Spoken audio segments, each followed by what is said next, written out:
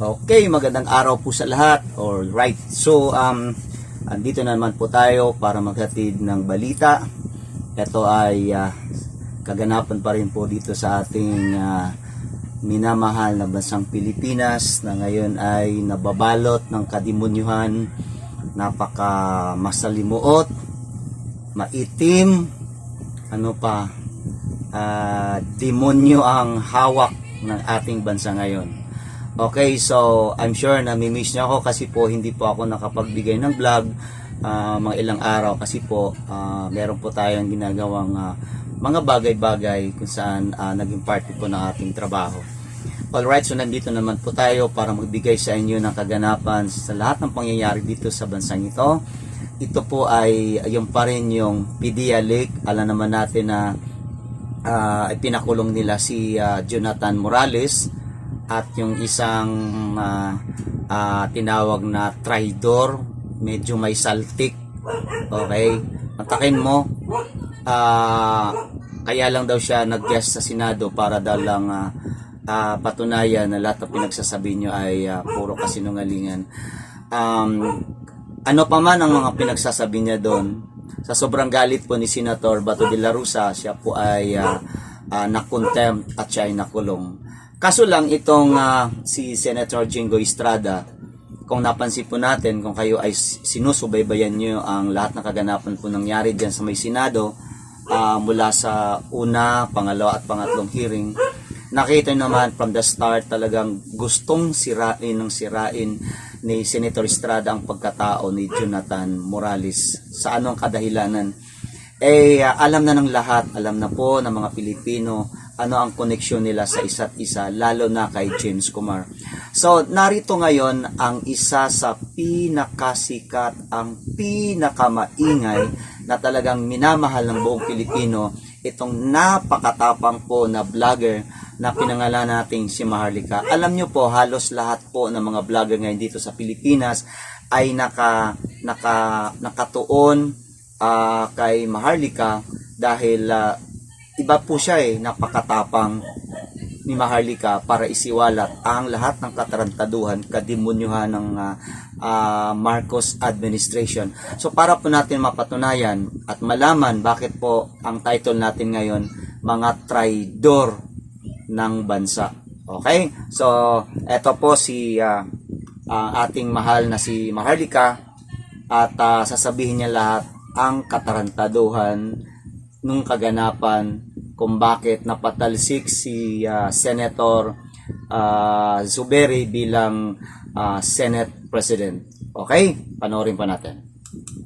Yung CCTV na yon, pwede nyong ipasomon si Picoy nasaan ang call record. Whether WhatsApp man yan, Viber man yan, o kung ano ang ginamit nilang way.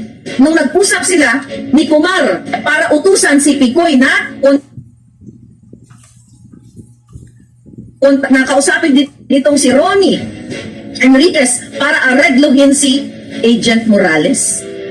Mga kababayan, nakita niyo kung gaano kawalang kwenta ang mga waka ng inang mga senador. Ang dinurog ni Jinggoy ay ang PDS ni Morales na paulit-ulit sinagot kasi yun ang utos ni Lisa sa kanya, is-cite in contempt. Pero yung angulo sa CCTV na rinig na rinig na sinabi ni Picoy na nag-usap si Kumar at si Lisa o lang. Napakadali lang yon. Isomon o yes, ipakita saan kayo nag-usap. I-cross-exam. Pero kinross-exam ba ng mga senador? Kinross-exam ba ni Bato? Ni Bukbok Escudero? Ni Jinggoy Estrada? Yung mga yawa na nandoon? Kinross-exam ba nila si Picoy? Saan kayo nag-usap? Regular phone ba? Landline ba? WhatsApp ba? Facebook Messenger ba? Wala. Kasi kitang-kita na protektado ng Senado si Kumar. Dahil mismo si Escudero ay meron silang sweet picture ni Kumar. Dapat niya magpaliwanag ang mga jutang genimis na ito. Bakit si Escudero may sweet picture? Punta niyo po sa Buljakan na nakalagay yung ulo ni Kumar dito nakaganyan. Nandyan sa pikpik ng Buljakan. I think meron ako dito. Magpaliwanag itong si Escudero, ano ang relasyon nila? O ano, relasyon o transaksyon nila? Diba? Kaya ka ba, Escudero, nagpapalagay ng kilay dahil kay Kumar? Hindi dahil kay Hart? kundi dahil kay Kumar. Ano yung picture na yan? Bakit nakalagay? Meron bang matinong lalaki na mag-fan ka lang? Tapos yung ano mo, yung iyong mukha nakalagay dyan? Kung babae yan, okay lang. Ano relasyon nyo? O dyan, wala kang kilay, oh. O, Escudero, wala ka pang kilay dyan. Kaya siguro nagpalagay ng kilay? Kaya ba ayaw nyo i-cross-exam yung mga pinag-usapan, yung mga taong involved sa CCTV? Ha? Senator Bokbok Escudero, kaya ka ba na-convince ni Hart nagpalagay ng kilay para mas maganda, pag maganda yung alindog mo? Ano ang relasyon mo kay Kumar? Ano ang relasyon ni Jinggoy kay Kumar? Ano kayo, threesome? Threesome sa Pangdorobo? Tapos ikukulong nyo dyan sa Senado, isa-cite in contempt nyo. Kasi yun ang gusto ni Lisa. Ayaw niyong pag-usapan yung CCTV na yung buhay ni Morales ang nakataya dahil pwedeng ipa-gurgur ni Lisa. Hindi nyo kinross exam kung saan nag-usap si Picoy at si Kumar. At si Kumar, madali lang yan isumot kung gusto nyo gawin ang inyong trabaho. Pero mas pinili ninyong tumanggap ng what? Ng posisyon. Tumanggap ng pera. Well, kasabay ng posisyon ay pera. Kakamal na naman kayo ng pera, mga yawa kayo. Kaya sabi ko pa ulit-ulit, dapat wala ng gobyerno ang Pilipinas. Dahil ang gobyerno mismo ang kalaban ng bayan. Doon sa mga kapapasok lang, balikan yung pinakita ko sa Makati Med, ano nila? Yan ito. Screenshot tayo dito. Okay. Ayan po, screenshot natin. Ayan, tatago lang yung mukha ng... Okay. Ayan, di ba? Oh, yan ang uniforme gown ng Makati Med. Pinakita na natin kanina yan. But anyway, mga kababayan, ito pa isa, oh.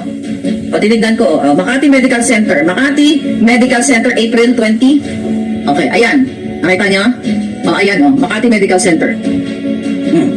Ganyan ang kanilang gown. Okay? Ganyan yung kanilang hospital gown. So, ibig sabihin, itong Makati Medical Center dapat ipatawag din sa Senado. Pero anong expect natin? Ipapatawag ba ito ni Escudero? Sinasabi lang natin dito yung dapat na ginagawa ng mga buwakan ng inang ito. Kaya kayo dyan, ha, sa Pilipinas, dapat i-question nyo, i-raise to dito sa Makati Medical Center na dapat hindi masira ang reputasyon ninyo. Magpaliwanag kayo, yan bang hospital gown, yung inyong official hospital gown na ginagamit sa pasyente, na katulad ni Kumar, na ito ay robe, at makapajama pa sa loob. Makati Medical Center. Makati Medical Center. Magpaliwanag kayo dahil mismo ang abogado ni Kumar ay nagsinungaling na ang kanyang kliyente at inyong pasyente ay nasa Makati Med. Ang inyong gown ay mayroong logo. Nakalagay dito Makati Med. Pero wala. Si Morales, imbis na palayain ang mga buwaka ng ilang senador na to, nandyan pa rin ngayon, nag-resist na yung mga hayop na yan. Kaya sana, dyan sa Pilipinas, at meron naman, ipag-coordinate naman tayo dito sa ating mga palanggalan sa mga vlogger, kila Joey, na we have to help Agent Morales para erase ang issue na yun. Yung Makati Medical, goldjackin nyo ng goldjackin. Pumunta kayo sa website nila, yung pinakita ko kanina sa kapapasok lang, na itapat ninyo yung lab gown nila, hospital gown at ni Kumar, di ba? Nakakuha na kayo ng idea, pumunta kayo nandyan sa Facebook nila, mamaya gagawin ko pagkatapos natin mag-vlog, itapat ninyo na may logo yung gown. So dapat sa kasinungalingan ni Kumar, siya dapat ang nakakulong, hindi sa Senado, tunay na nakakulong sa selda. Nakita nyo ang injustice, mga palangga. Makati. Actually, may-ari ng Makati si Terry. No. May nabasa ako kanina actually. Nabasa. May classmate ako, kailan ba nito sinabi sa akin? Couple of years ago, na si Marcel Soriano ay dyan din nilambon, dyan din doon sa ilalim sa Makati Med ni Rehab. Diba? May taga Makati Med ba dito? Meron bang rehab dyan sa ilalim? Basta ang term sa akin, nasa ilalim. Doon daw yun, yung mga pasyente, yung mga high profile. Baka si Marcos Jr. once na rehab din, I don't know. You know, posible. Pero dyan daw ni-rehab sa Makati Med. So it's not, wala tayong problema doon kung ni-rehab siya, di okay, that's good news kung na-rehab siya. Pero nakikita naman yung manifestation sa isang gumagamit, di ba, sa, in general, na yung gumagamit ng pulburon, nandoon pa rin yung mga niwi. Okay? Okay, sabi niya, sino nagsabi nito? Okay, ito pala, si RN487 dito, Marlica, another classification of acute bronchitis requires patient oxygen, pero walang nakalagay ng oxygen. Exactly. Good, palangga, good observation. Ayun na nga, kasama na doon sa nakapajama siya, di ba? Dapat may mga... Okay, pause muna tayo. So magkaroon po tayo dito ng isang kuro-kuro kung saan pa magkaroon tayo ng comment dito sa sinabi po ni Miss Maharlika. May punto po si Miss Maharlika, ganito po yon. Base po sa nakita po natin na isang hearing dyan sa may Senado, kitang-kita po na talagang binibigyan nila ng magandang treatment itong si Kumar na tinatanong pa nga ni Senator De La Rosa, Mr. Kumar, nahihiya ako sa iyo, saka ka na lang namin kakausapin pag okay ka na, James. From the word, sinabi mo James, so ibig sabihin, di ba po, pag sinabi nating when we speak direct to the name of a certain person, ibig sabihin, you are so familiar with that person, right? Di ba? If you're gonna have to mention the first name. So, it was the time na si Senator De La Rosa talagang diniritsang sabihin, James, yan ka muna, saka na lang namin kausapin pag okay ka na. Di ba po ang tama, Mr. James, which means you're using the word Mr. and James, ibig sabihin, you are not familiar, you don't have a transaction, something like that. But if you have to mention direct to the point the name of a certain person, ibig sabihin dyan, you are familiar with that guy, sounds like nakita na kayo or I don't know.